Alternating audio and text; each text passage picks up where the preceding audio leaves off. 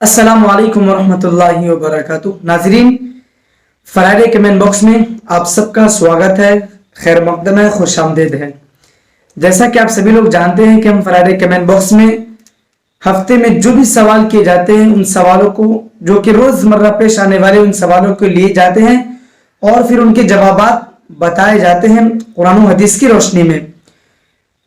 तो आज भी हम बहुत सारे सवाल जो कि हफ्ते भर में किए गए हैं उन सवालों को लिख लिए हैं, नोट कर लिए हैं और फिर इनका जवाब इंशाल्लाह हम आपको कुरान और हदीस में देने की कोशिश करेंगे। और ये सवाल वो हैं जो कि रोजमर्रा पेश आने वाले हैं। जैसे कि सवाल आज जो कि होंगे आज फ्राइडे कमेंट बॉक्स में, ये है नाखून काटकर कहां फेंके। दूसरे नंबर पे सवाल किए जाएंगे खजूर खाने के क्या क्या फायदे हैं। तीसरे नंबर पे 3 लोग कौन है जिनकी नमाज कबूल नहीं की जाती है। बैतुल खला जाने का सही तरीका क्या है। सजदों के बीच यानी दरमियान में क्या पढ़ा जाता है। उल्टी चप्पल रखने से क्या नुकसान होता है। विलादत में आसानी के लिए क्या कोई दुआ है। क्या दाढ़ी मुंडवाने वाला अजान दे सकता है। 786 क्या मतलब होता है। क्या हमारे नबी सल्लल्लाहु अलैहि वसल्लम ने कभी चावल खाए हैं। तो ये वो सवाल है जो कि हफ्ते भर में किए गए हैं। इसके अलावा भी अब बहुत सारे सवालात थे, लेकिन वक्त भी ज्यादा हो जाता है और वो सवाल जो कि रोजमर्रा में पेश आने वाले नहीं है। तो ये वो सवाल है जो कि रोजमर्रा पेश आने वाले में है। तो आप हमारे साथ बने रहें। इंशाल्लाह पूरी वीडियो में हम आपको बहुत सारे अंदाज में और बहुत कम वक्त में इंशाल्लाह हम आपको सारी बातें समझाने की कोशिश करते हैं। सबसे पहला मसला हम जानते हैं नाखून काटकर कहां फेंके। ठीक है ना, नाखून काटकर कहां फेंके। तो उसको फेंकने के पहले मैं आपको बता देता हूं कि देखिए, इंसान के बदन में जितनी सारी चीजें हैं, जितने आज़ा हैं, वो तमाम के तमाम आज़ा काबिल एहतराम है, उसकी हमें इज्जत करनी चाहिए। ठीक है ना, यानी किसी चीज को काट करके यूं ही नहीं फेंक देना चाहिए, बल्कि उसकी हिफाजत करना चाहिए। ठीक है ना। तो ऐसे नाखून काट कर फेंकने में जो है ना, मैं आपको पहले नुकसानात बताता हूं। अगर आप नाखून काट करके कहीं भी फेंक देंगे तो इसके नुकसानात तो ये होंगे कि इसके जरिए से भी लोग नजर लगाते हैं। ठीक है ना, इसके जरिए से लोग नजर लगाते हैं। जैसे कि आप बात समझ लीजिए कि अभी भी बहुत सारे जगहों पे ऐसा होता है कि बहुत सारे लोग आते हैं गांव में और औरतों को बाल को इकट्ठा करते हैं और जिसकी जितनी बाल होती है उसके बकदर संपापड़ी या फिर और भी बहुत सारी चीज वो देते हैं। तो बताइए इसके पीछे लॉजिक क्या है। जबकि मर्दों के बाल नाई के दुकान में ढेर सारा होता है, लेकिन वहां पे नहीं जाते, उससे बाल नहीं खरीदते हैं या उसके बाल को नहीं ले जाते हैं। जबकि एक औरत के बाल के लेने के लिए हर गांव में धूप में परेशानी में भूखे प्यासे टहल रहे होते हैं। तो इसका उलमा किराम ने लिखा कि इसका नुकसानात ये होता है कि औरतों को बाल जो होते हैं जो कि जड़ से उखड़ जाता है। जड़ से उखड़ने के कारण क्या होता है, इनके बालों में नजर लगाया जाता है। फिर औरतों के ऊपर भूत है, प्रीत है, फिर उनको कभी यहां दर्द हो गया, कभी घुटने में दर्द है, कभी परेशानी है, कभी दिमाग फट रहा है, तो कभी उसको कोई दबा रहा है। तो इस तरह की औरतें शिकार हो जाती हैं। तो क्या होते हैं, बाल तो लेते हैं हम अपने बच्चों को, अपना बाल निचोड़ को जो टूट जाता है, जो उखड़ जाता है वो देते हैं, लेकिन बाद में ये जादूगर के पास जाता है और जादूगर का काम क्या है, वहां पे औरतों को नुकसान पहुंचाना, परेशानी में डालना। तो ऐसी ही फुकाहाकाराम ने लिखा कि ये अपने नाखून जो है, नाखून के जरिए से भूत प्रेत आपके अंदर दाखिल होते हैं। तो अपने नाखून काट करके कहीं भी गटर में फेंक देना या कहीं रास्ते में फेंक देना, तो ये भी अदब के खिलाफ है। बल्कि इसको क्या करना चाहिए, नाखून काटने के बाद इसको कोई अच्छी सी जगह पे दफन कर देना चाहिए या फिर कोई पाक साफ जगह पे जो है ना कोने में डाल देना चाहिए। यूं ही नहीं फेंकना चाहिए, ये बेहतर तरीका नहीं है। ठीक है ना, मुमकिन हो कि फिर आपके साथ भी वो गलत चीजें पैदा हो जाए और लोग आपको भी परेशान करना शुरू कर दे। ठीक है, तो बहरहाल नाखून काट करके या बाल अगर आपके उखड़ जाते, टूट जाते, तो उसको काट देना चाहिए, तोड़ करके फेंकने चाहिए। जैसे कि आप मालूम होगा कि आप सल्लल्लाहु अलैहि वसल्लम को जो नजर लगाई गई थी वो बालों के अंदर ही नजर लगाया गया था। ठीक है ना, तो बाल और नाखून की हिफाजत करें और यूं ही कहीं नहीं फेंके, बल्कि उसको तोड़ करके बाल को फेंके और नाखून को कहीं पे अच्छी जगह पे दफन कर दे। दूसरे नंबर पे जो बातें हुई है कि खजूर खाने के क्या क्या फायदे हैं। کیا کھجور کھانے کے بھی فائدے ہیں؟ جی جی جی یقیناً کھجور کھانے کے بہت سارے فائدے ہیں. حدیث پاک میں اس کی بڑی فضیلت آئی ہے. حدیث پاک میں ہے کہ جس گھر میں کھجور ہے وہ گھر فقر و فاقہ کے شکار نہیں ہوں گے، اور جس گھر میں کھجور ہی نہیں ہے تو اس گھر میں اناج ہی نہیں ہے، یعنی وہ گھر غریب ہے، اس گھر میں فقر و فاقہ ہے. تو بہرحال کھجور گھر میں، تو کھجور، قرآن، مصلی، یہ سب تسبیح، یہ سب چیزیں ہمارے گھروں میں ہمیشہ ہونی چاہیے. اور کھجور کھانے کے بہت سارے فائدے ہیں، جیسے کہ اس میں کھجور کی بہت ساری کوالٹی ہے، بہت سارے اس کی قسمیں ہیں. تو آپ کے جیب جو ہے جس کھجور کی، جس کوالٹی کی آپ کو اجازت دیتا ہے، ٹھیک ہے نا، آپ وہ لائیں، خریدیں، خود بھی کھائیں، بچوں کو بھی کھلائیں. اس سے پیٹ کا ہاضمہ ہوتا ہے، جسم کے اندر طاقت بڑھتی ہے، اور کیلشیم مضبوط ہوتا ہے، کیلشیم بھی اس سے ٹھیک ٹھاک رہتا ہے. جبکہ عرب کی عورتوں اور عرب کے مردوں کا کہنا ہے کہ تم لوگ کھجور نہیں کھاتے ہو، انڈیا پاکستان والے، تو اپنے میاں بیوی کا ایک دوسرے کا حق کیسے ادا کرتے ہو؟ یعنی ان کا کہنا ہے کہ کھجور کھانے سے انسان کے اندر کیپیسٹی آتی ہے، طاقت آتی ہے، پھر انسان ایک دوسرے کو صحیح طریقے سے حق ادا کر پاتا ہے. لیکن تم لوگ تو 2-3 کھجور، جیسے کہ جو انڈیا پاکستان کے لوگ باہر ملکوں میں رہتے ہیں، جب ان کے سامنے کھجور پیش کیے جاتے ہیں تو عادت نہیں ہے، تو 2-3 کھجور 5 کھجور کھائے بس چھوڑ دیے. تو ایسی کسی عرب والوں نے کہا تھا کہ تم لوگ اپنے میاں بیوی کا حق ادا کیسے کرتے ہو؟ تم لوگ کھجور ہی نہیں کھاتے ہو. تو لوگ کھجور بہت زیادہ کھاتے ہیں. تو آپ چاہتے ہیں کہ آپ کے اندر کیلشیم برقرار رہے یا اندرونی طاقت رہے، تو کھجور اور دودھ ہمیشہ آپ استعمال کریں گے تو انشاءاللہ اس سے بہت ساری بیماریوں سے بھی آپ کی حفاظت ہوگی، بہت ساری بیماریوں سے بھی حفاظت ہوگی، اور ساتھ ساتھ آپ کے اندر بہت ساری مضبوطی بھی آئیں گے. تو کھجور کھانا چاہیے، فائدے سے خالی نہیں ہے. تیسری چیز، 3 لوگ کون ہیں جن کی نماز قبول نہیں کی جاتی ہے؟ دیکھیے یہ حدیث پاک میں آیا ہے، آپ صلی اللہ علیہ وسلم نے فرمایا، مسلم شریف کی روایت ہے کہ 3 ایسے لوگ ہیں جس کی نماز قبول نہیں ہوتی ہے. یعنی اس کے ذمہ سے فرض ساقط ہو جاتے ہیں، فرض تو ساقط ہو جاتے ہیں، لیکن اس کی نماز آسمانوں تک نہیں پہنچ جاتی ہے، نہیں پہنچ پاتی ہے، اللہ کی بارگاہ میں نہیں پہنچ پاتی ہے. تو 3 لوگ کون ہیں؟ 3 لوگ ہیں. ایک لوگ جو غلام، جو بھگوڑا غلام ہو، جس نے اپنے آقا کو چھوڑ دیا ہو، آقا کو چھوڑ کر کے چلا گیا ہو، بھاگ کر کے چلا گیا ہو. تو ایک وہ لوگ ہیں جس کی نماز قبول نہیں کی جاتی. اس کے ذمہ سے فرض تو ساقط ہو جاتے ہیں، لیکن اس کی نماز جو ہے نا رب کی بارگاہ میں قبول نہیں کی جاتی ہے. تو بہرحال آج کے زمانے میں غلاموں کا زمانہ نہیں ہے، تو اس مسئلے کو ہم رہنے دیتے ہیں.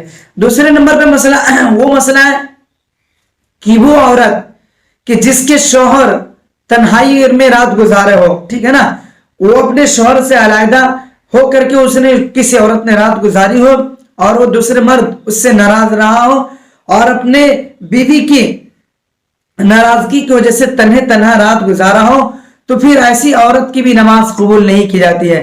ایسی عورت کہ جس سے اس کے شوہر ناراض ہو اور ناراضگی کی وجہ سے انہوں نے تنہا رات گزارا ہو، تو ایسی عورت اگر نماز پڑھیں گی تو اس کی نماز، اس کے ذمہ سے فرض تو ساقط ہو جائیں گے، لیکن اس کی نماز آسمانوں تک قبول نہیں ہو پائیں گے. ٹھیک ہے نا.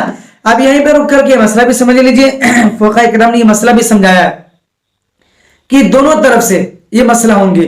اگر عورت کی ناراضگی مرد سے ہے، مرد نے عورتوں کے حقوق کو ضائع کیا ہے یا ظلم کیا ہے یا ان کو ستا رہا ہے، اور عورت مرد سے ناراض ہے، تو پھر یہ مرد اگر نماز پڑھیں گی اور اس کی عورتیں ناراض ہیں، اور یہ عورت اگر یہ عورت اپنے شوہر سے ناراض ہے اور رات گزاری ہے، تو پھر اس مرد کی نماز قبول نہیں کی جائے گی. ٹھیک ہے نا.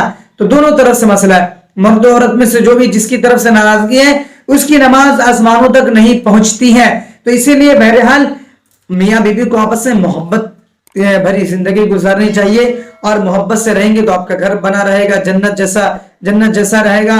اور آپ یہی طرز عمل رہیں گے تو یہ آپ کی افیکٹ آپ کے اولاد پر ہی پڑیں گے، کہ دیگر جو آپ کے اولاد ہیں وہ جہاں کہیں بھی جائیں گے وہ محبت بھری زندگی گزاریں گے. تو بہرحال پیار محبت سے رہیں گے تو اس کے بڑے فضائل ہیں، گھر جنت بنے رہیں گے.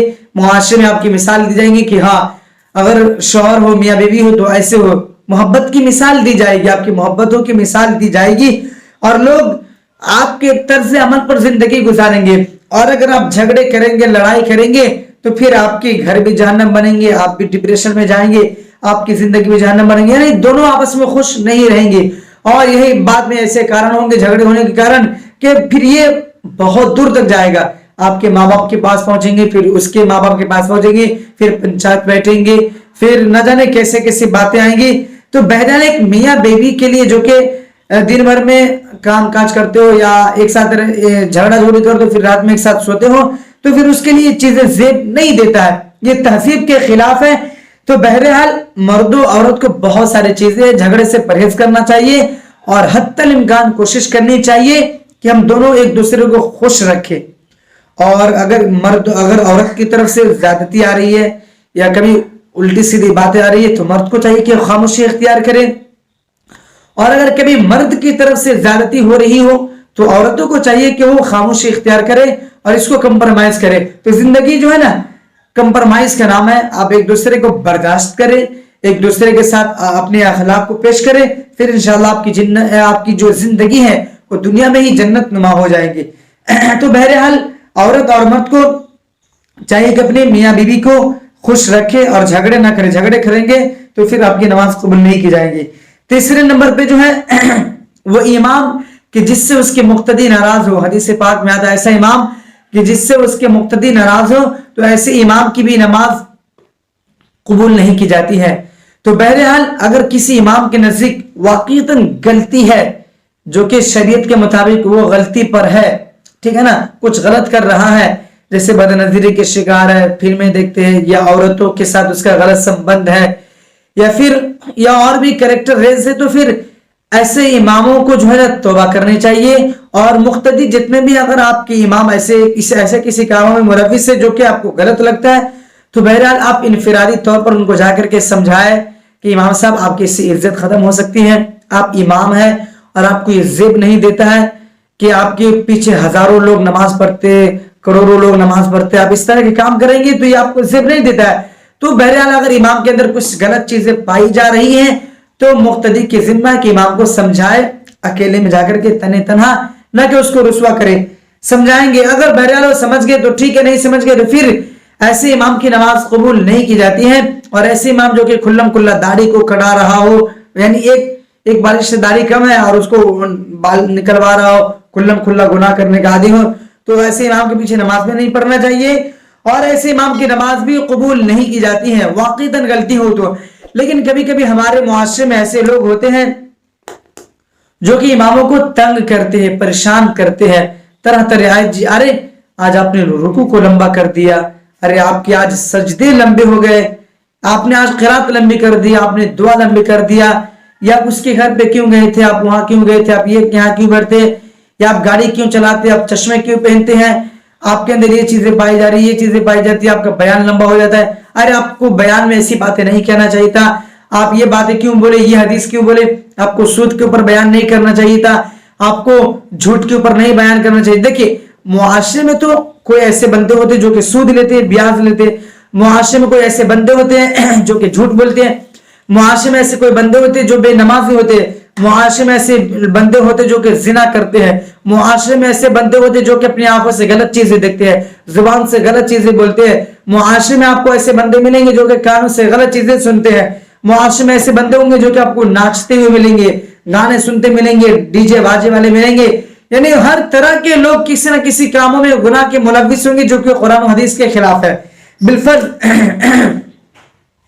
امام صاحب کبھی نماز کے ٹاپک پہ بیان کرے اور بولے کہ نماز چھوڑنا بہت گناہ کبیرہ ہے, جو نماز چھوڑتا ہے اس کے گھر پہ اللہ کی لعنتیں برستی ہے, اور ایسے لوگوں سے چہرے بزرگوں کی جو نورانیت ہوتی ہے وہ نورانیت چھین لی جاتی ہے, اور ایسے لوگوں کی دعا قبول نہیں ہوتی ہے, ایسے لوگوں کے گھر میں برکت نہیں کی جاتی ہے, یا یہ شیطان کا بھائی ہوتا ہے, شیطان کا دوست ہوتا ہے, یا پھر یہ قبر میں اس کو بہت پریشانی کا سامنا کرنا پڑے گا, اس کو قبر کے اندر سانپ بچھو ڈسیں گے.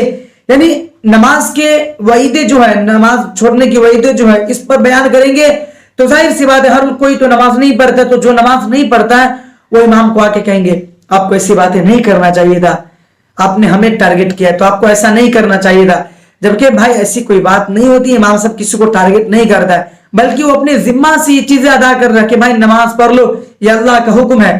تو ظاہر سی بات ہے جو نماز نہیں پڑھتا اس کو چبھن سی لگے گی, ऐसी मुआशरे में जो लोग सूद लेता हो, और अगर मौलाना सूद पर बयान करे कि जो सूद लेता है वो अपनी माँ से 37 मरतबा 36 मरतबा 70 मरतबा जिना करता है अपनी सगी माँ से, तो जो सूद लेता है वो क्या कहेगा, इमाम साहब ने मुझे टारगेट किया है। अब इमाम साहब वो दुश्मनी में क्या करता है, इमाम साहब के पीछे पड़ जाता है, इमाम साहब की छोटी छोटी गलतियों को उजागर के मुआशरे में मस्जिद की कमेटी को जाकर के बोलेंगे इमाम साहब तो ऐसे, हाँ इमाम साहब ये करता है, फलाना करता है, ठिकाना करता है। तो ये सारी चीजें मुआशरे में जो इंसान झूठ बोलने के आदी हो, कभी मौलाना झूठ पर बयान करे कि मुसलमान झूठा नहीं हो सकता, और जो झूठ बोलने का आदी हो उसकी गवाही कबूल नहीं की जाती है, उसको निकाह में या उसके किसी भी कोई भी अमल कबूल नहीं की जाती है, तो फिर जो झूठ बोलने का आदी उसको गुस्सा आएगा। या जो अपनी आंखों से गंदी चीजें देखना का आदी, इमाम साहब इस टॉपिक पे बयान करे, जो गंदी चीजें देखेगा उसको जहरीले चीजें डाले जाएंगे, उसको ये जो पत्थर होते हैं, ये जो शीशे होते हैं, शीशे पिघला करके उसकी आंखों में कानों में डाले जाएंगे, जो गलत चीजें देखेंगे सुनेंगे तो फिर उसको गुस्सा आएगा, अरे इमाम साहब ने मुझे टारगेट किया। या इसी तरीके से जो गाने सुन करके डांस करने का आदि होंगे, जो डांसर होंगे, जो टिकटॉक बनाते होंगे या इंस्टाग्राम बनाते होंगे, तो फिर उन्हें गुस्सा आएगा और क्या करेगा, इमाम के पीछे पड़ेगा। तो बहरहाल इमाम की गलतियां कम होती है, लेकिन हमारे समाज में हर तरह के लोग होते हैं। तो इमाम साहब बिलफर्ज कभी जिस टॉपिक की बात किए तो उस टॉपिक में मुआशरे समाज में या फिर मस्जिद में ऐसे लोग होते हैं जो कि उसमें मुलव्विस होते हैं, तो फिर उससे गुस्सा आता है कि आपने जिना की बात किया, आपको ऐसी बातें नहीं करना चाहिए था, किसी की बेटी भाग गई या किसी के बहन भाग गया, इस टॉपिक पे बात के तो उसको गुस्सा आएगा, मिर्ची लगेंगे। तो बहरहाल इस वजह से भी लोग इमामों से दुश्मनी करते हैं। तो आप बात समझ लीजिए कि ये इमाम की जिम्मेदारी है हक को बयान करना, जो मसले है जो कुरान हदीस बयान किए बतलाए गए हैं, इस हवाले से इस टॉपिक पे इमाम साहब को बात करना ये उसकी जिम्मेदारी है। बहरहाल तो आप उससे नाराज ना हुआ करें, लेकिन अगर बहरहाल इमाम के अंदर यकीनन कुछ गलती पाई जा रही है, कुछ गलती है जो कि वो दुरुस्त नहीं कर रहे हैं, तो बहरहाल इस इमाम की नमाज भी कबूल नहीं की जाती है। तो इमाम के अंदर जो गलती है, इमाम को चाहिए कि वो गलती को दुरुस्त कर ले। आगे चलें, बैतुल खला जाने का सही तरीका क्या है। देखिए इसकी सुन्नन और मुस्तहब में से बहुत सारी चीजें आती हैं, लेकिन मैं आपको मुख्तसर सी बातें बता देता हूं। सबसे पहली बात कि आप बैतुल खला जाएं तो सुन्नत का ख्याल जरूर करें। अगर इसका ख्याल नहीं करेंगे तो आपके ऊपर भूत जिन्नात खबीस का भी असर हो सकता है। तो सबसे पहली बात कि आपको दुआ का ख्याल करना है। जब आप बैतुल खला के अंदर जा रहे हैं तो आपको दुआ का एहतमाम करना है। दुआ पढ़ेंगे तो फिर खबीस जिन्नात या जो कोई भी आपके ऊपर जादू कर रहा होगा आप उससे परहेज में आ जाएंगे, ठीक है ना। तो सबसे पहले पे दुआ पढ़नी है। और जब बैतुल खला में आप टॉयलेट में जा रहे हैं तो आपको बायां पैर जो है वो पहले दाखिल करना है। बायां पैर उसके अंदर पहले जैसे गए दुआ पढ़े और बाद में सीट पे गए तो बायां पैर पहले दाखिल किए, ठीक। उसके बाद चप्पल पहन करके जानी चाहिए। वहां पे थूक नहीं करना चाहिए, थूकना बार बार नहीं थूकना चाहिए, ठीक है ना, थूकना नहीं चाहिए। मर्द हो या औरत है सर को ढक करके जाना चाहिए, क्योंकि सर की तरफ से भी जो है ना खबीस दाखिल होता है और पैर की तरफ से भी खबीस अंगूठे की तरफ से दाखिल होता है। तो पैर में चप्पल भी होने चाहिए, सर ढका भी होना चाहिए। हम वहां पे जाकर के न दीनी बातें करें और न कोई दूसरी बातें करें, न वहां पे फोन उठाए, न वहां पे फोन से बातें करें किसी की, और न वहां पे ज्यादा हम थूके और वहां पे हम गलत चीजें भी ना देखें, नहीं तो इसके भी नुकसान बहुत ज्यादा होते हैं, ठीक है ना। तो बहरहाल ये मोटी मोटी चीजें कि आपको दुआ पढ़नी है, सर ढकना है, वहां पे कुछ बातें नहीं करनी है, थूक नहीं करना है, कुछ गंदी चीजें नहीं देखनी है, नहीं सुननी है, और चप्पल पहन करके जाना है।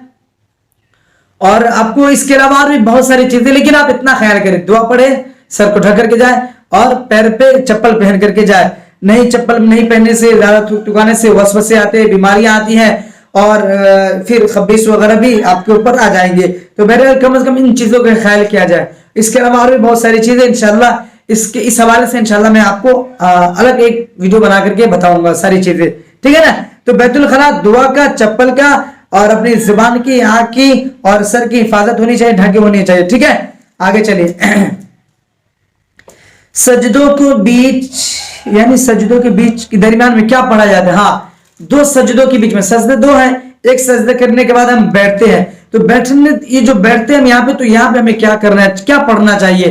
तो देखिए दुआ कई तरह की दुआ मनकूल है, तो आपको जो दुआ याद है वो दुआ पढ़ ले। अल्लाहुम्मा मग़फ़िरली, अल्लाहुम्मा मग़फ़िरली इतना याद है तो इतना भी पढ़ सकते हैं। अल्लाहुम्मा मग़फ़िरली वरहमनी, अल्लाहुम्मा मग़फ़िरली वरहमनी ये भी पढ़ सकते हैं, या इससे आगे पढ़ सकते हैं अल्लाहुम्मा मग़फ़िरली वरहमनी वजबरनी वहदिनी वर्ज़ुक़नी।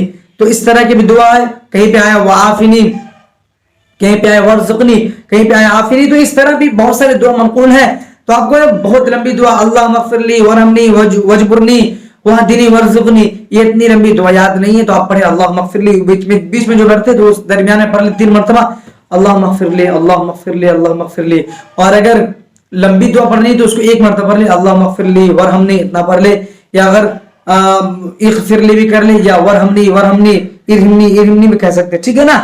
तो बहरहाल इरहमनी ये सब भी दुआ आप कर सकते हैं। तो ये दुआ है जो कि पढ़ लिया करें। और अगर आपको कोई दुआ याद नहीं है या नहीं पढ़ रहे हैं तो बहरहाल वहां पे कम से कम 1 सुभान अल्लाह 3 मरतबा सुभान अल्लाह कहने के बाद बैठा रहे, बाद में सजदे अदा करें। 1 मरतबा या 3 मरतबा कहने के बाद बैठे।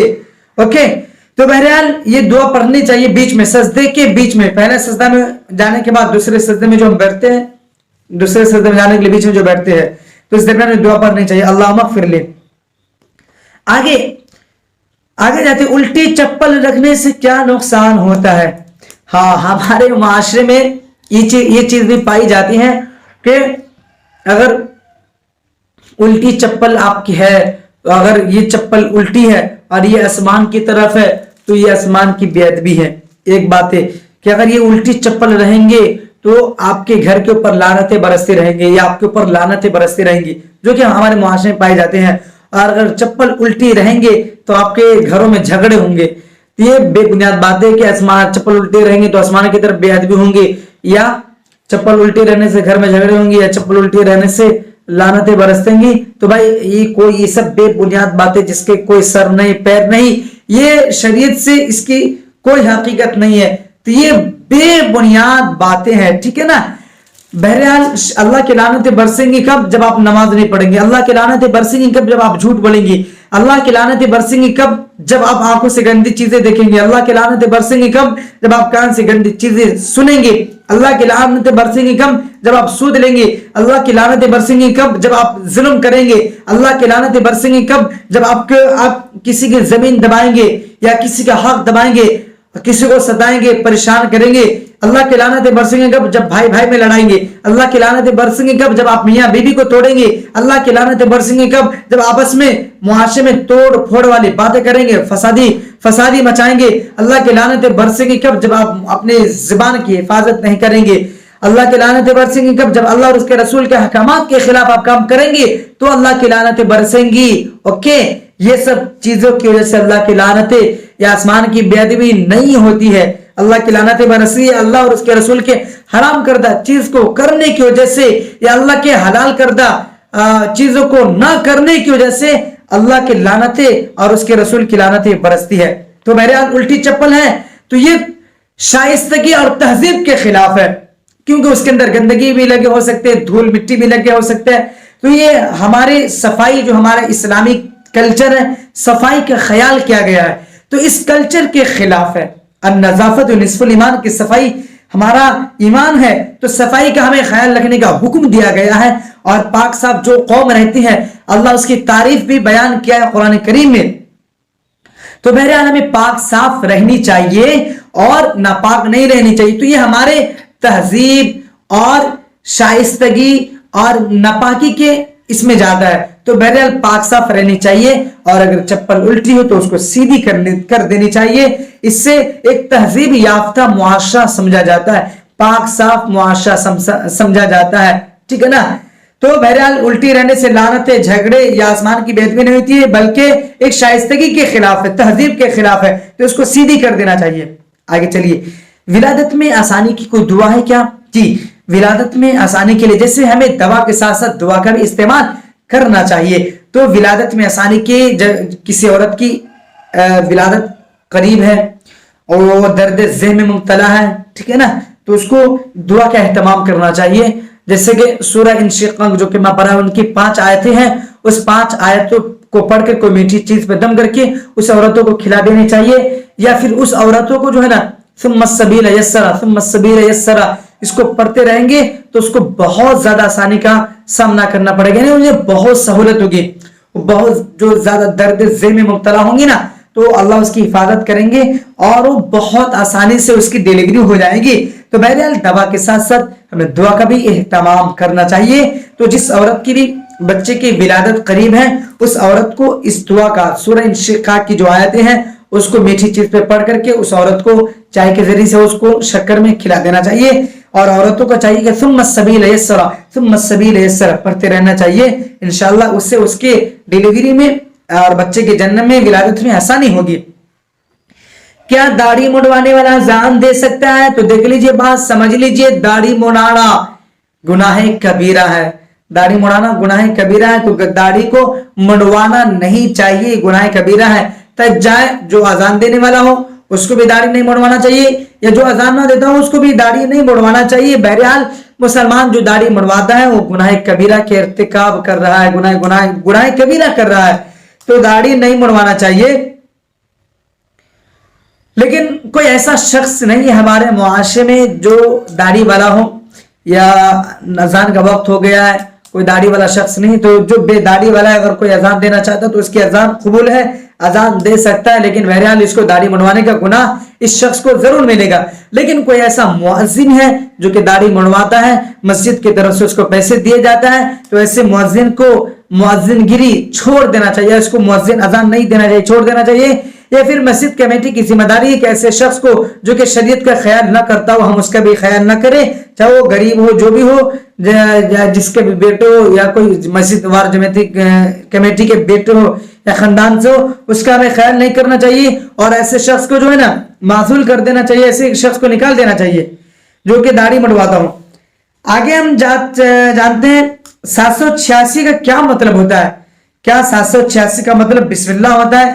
تو دیکھیے 786 کا مطلب بسم اللہ نہیں ہوتا ہے، بلکہ ہمارے بزرگوں فقہاء کرام نے جیسے کہ کاغذات کو جو ہے نا ان کو بے ادب، جیسے کاغذات گندی جگہوں پہ چلے جائیں گے، گر جائیں گے یا کچھ غلط چیزوں پہ چلے جائیں گے تو وہاں پہ 786 لکھ دیا کرتے تھے، اور 786 لکھنے کا آپ کو جیسے بسم اللہ لکھنے کا ثواب ہے تو آپ کو 786 لکھنے کا ثواب نہیں ملیں گے، ٹھیک ہے نا۔ تو بہرحال 786 اگر آپ لکھ رہے ہیں تو فقہاء کرام نے کہا کہ یہ بسم اللہ کے عددوں میں سے اس کو منتخب کیا گیا ہے، جیسے بسمہ تعالی، بسم اللہ آپ نہیں لکھ رہے تو بسمہ تعالی، یا پھر 786 لکھ دے تو بہرحال یہ اس کے بدل ہو جائیں گے، لیکن بسم اللہ لکھنے کے جو ثواب ہے اس کے لکھنے کی وجہ سے آپ کو ثواب نہیں ملیں گے، لیکن اس کی جگہ جو ہے نا آپ ایک لکھ سکتے ہیں، اس میں یوں سمجھ لیجئے یہ مسلمانوں کی ایک علامت ہوتی ہے، ٹھیک ہے نا، لکھ دیا کرے اگر آپ کے کاغذات جیسے غلط چیزوں پہ جانے کا ارادہ ہے، یہ غلط چیز یا اس کی بے ادبی ہو سکتی ہے کاغذات کی، تو وہاں پہ بسمہ تعالی یا 786 لکھ دیا کرے، بسم اللہ نہ لکھا کرے۔ اس کے بعد آج ہم جانتے ہیں کیا ہمارے نبی صلی اللہ علیہ وسلم نے کبھی چاول کھائے ہیں؟ جی ہمارے نبی صلی اللہ علیہ وسلم کے زمانے میں چاول موجود تھے، لیکن کھائے یا نہیں کھائے اس کی روایت موجود نہیں ہے۔ جیسے حضور صلی اللہ علیہ وسلم کو میٹھی چیزیں پسند تھی، حضور نے کھجور کھائے ہیں، جواری کی روٹی کھائے ہیں، اس کے علاوہ گوشت وغیرہ کھائے، تو اس کی روایت تو موجود ہے، لیکن حدیث پاک میں ایک بھی صحیح روایت یہ موجود نہیں ہے کہ حضور صلی اللہ علیہ وسلم نے کبھی چاول کھایا ہو، اس طرح کی کوئی روایت موجود ہے۔ جیسے کھجور کھایا اس کی روایت ہے، گوشت کھایا اس کی روایت ہے، پانی پی اس کی روایت موجود ہے، یا جو بھی چیز جواری کی روٹی کھائے یا گیہوں کی روٹی کھائے اس کی روایت تو موجود ہے، لیکن حضور صلی اللہ علیہ وسلم نے چاول کھایا اس کی روایت موجود نہیں ہے، اور حضور صلی اللہ علیہ وسلم کے زمانے میں چاول بہرحال موجود ہے۔ یہ جو روایتیں یوٹیوب پہ پیش کی جاتی ہے کہ حضور نے چاول کھایا، چاول کو پسند کیا، اس کی فضیلت یہ ہے، یہ جعلی روایت ہے، بے بنیاد روایت ہے، اس کی صحیح حدیث سے کوئی ممانعت نہیں ہے، یعنی کوئی لینا دینا نہیں ہے، کوئی سروکار نہیں ہے، یہ من گھڑت باتیں ہیں جو کہ پیش کی جاتی کہ چاول کھانے کی یہ فضیلت ہے، چاول کھانے سے یہ ہوں گے، حضور نے چاول کو پسند کیا ہے اور چاول کھانے کی بڑی فضیلت ہے، جس گھر میں چاول ہوں گے وہاں پہ برکت ہے، یہ بے بنیاد باتیں ہیں، جبکہ حدیث پاک میں یہ بھی نہیں ملتا ہے کہ حضور صلی اللہ علیہ وسلم نے کبھی چاول کھائے ہوں گے، لیکن حدیث پاک میں نہیں آیا ہے کہ حضور نے چاول کھائے ہیں، ٹھیک ہے نا. تو بہرحال یہ روایت موجود نہیں ملتی. ہاں لیکن ایک چیز کا وجود نہ ہونا، جیسے کہ حضور صلی اللہ علیہ وسلم نے چاول نہ کھایا ہو تو پھر اس کے عدم یعنی یہ چیزیں حلال بھی نہ ہو، اس کی کوئی روایت نہیں ہے. تو بہرحال چاول کھانا ایک مباح عمل ہے، چاول کھایا جا سکتا ہے، کھانا چاہیے. حضور کا نہ کھانا وہ اس بات کی علامت نہیں، حضور کا نہ کھانے کی جو روایت ہے اس چیز کا نہ ملنا وہ اس بات کی علامت نہیں کہ وہ چیزیں نہ کھانے یعنی حرام ہو جائے یا وہ چیزیں کھانا جائز نہیں ہے. تو بہرحال حضور سے جو کھانے کی روایت موجود نہیں ہے، لیکن یہ بات نہیں کہ حضور کا نہ کھانا یہ وہ چیزیں ناجائز ہو جائے گی. بہرحال یہ مباح عمل ہے، یہ اس کی کھانے کی گنجائش ہے، اس کو ہم کھا سکتے ہیں، اس کی گنجائش ملتی ہے، کھانا جائز ہے. البتہ حضور نے کھائے ہیں یا نہیں کھائے ہیں اس کی روایت موجود نہیں ہے، لیکن ایک روایت کے مطابق آتا ہے کہ چاول پیش کیا گیا تو عربی کا ورڈ ہے ازر، سوری میں تھوڑا سا وہ الفاظ نکل رہے ہیں، تو پوچھا گیا تو فرمایا گیا کہ یہ چاول ہے. تو اس طرح کی روایت موجود ہے لیکن کھانا ثابت نہیں ہے، تو کھانا بہرحال کھایا جا سکتا ہے، ٹھیک ہے نا. تو چاول کھانا چاہیے، لیکن اس کے اوپر فضیلت جو بیان کی جا رہی ہے یہ حدیث کے بہرحال خلاف ہے. فضیلت بیان نہیں کرنا چاہیے، جو بیان کر رہے ہیں اس کو اللہ اور اس کے رسول سے ڈرنا چاہیے، کیونکہ اللہ کے نبی نے فرمایا من کذب علی متعمدا فلیتبوأ مقعدہ من النار، کہ جو شخص جو چیزیں مجھ سے منسوب نہیں ہے، مجھ سے مروی نہیں ہے، اگر اس طرح کی روایت میری طرف منسوب کرے گا تو اپنا ٹھکانہ جہنم میں بنا لے. یعنی کوئی جھوٹی روایت حضور کی طرف منسوب کرے گا تو ایسے شخص جو ہے نا کے بارے میں فرمایا کہ اپنا ٹھکانہ جہنم بنا لے. تو جھوٹی روایت ہمیں نہیں پیش کرنا چاہیے، اس سے ڈرنا چاہیے، بچنا چاہیے، ٹھیک ہے نا. تو یہ سارے سوال تھے جو کہ روزمرہ پیش آنے والے ہیں، اس کے جواب جو دیے گئے قرآن و حدیث کی روشنی میں یہ سارے جواب دیے گئے ہیں. بس آپ سے گزارش ہے، درخواست ہے کہ آپ دیکھے ہیں، اس سے کچھ حاصل کیے ہیں تو اس کلپ کو زیادہ سے زیادہ شیئر ضرور کریں اور ثواب دارین حاصل کریں. نیکی کا بھلائی کرنا، نیکی کے اوپر کام کرنا، نیکی کی باتیں پہنچانے، یہ سب صدقہ میں آتے ہیں اور سب ثواب سے خالی نہیں ہے. تو بہرحال ثواب آپ کو ملیں گے شیئر کرنے میں. اور اس کے علاوہ اس چینل پہ بہت ساری باتیں اور بھی موجود ہیں، آپ کو بیانات ملیں گے، اللہ والے کے قصے ملیں گے، قرآن حدیث کی بہت ساری چیزیں آپ کو ملیں گی. تو بہرحال آپ اس چینل کا وزٹ کریں اور بہت سارے بیانات ہے، واقعات ہے، قصے ہے جو کہ صحیح روایتوں سے پیش کیا گیا ہے، اس کو بھی دیکھیں اور اپنے آپ کو علم سے آراستہ کریں، ٹھیک ہے. اور چینل پر نئے تو اس کو سبسکرائب ضرور کر لے، ہمارا ممبر ضرور بن جائے، ٹھیک ہے. دعا کرتے رہے ہمارے لیے، پورے عالم اسلام کے لیے، کہ اللہ سب کو عافیت والی، خوشحالی والی، برکت والی، رحمت والی، اللہ سب کی دنیا اور آخرت دونوں میں سب کو اللہ کامیاب کرے، ٹھیک ہے. السلام علیکم ورحمۃ اللہ وبرکاتہ.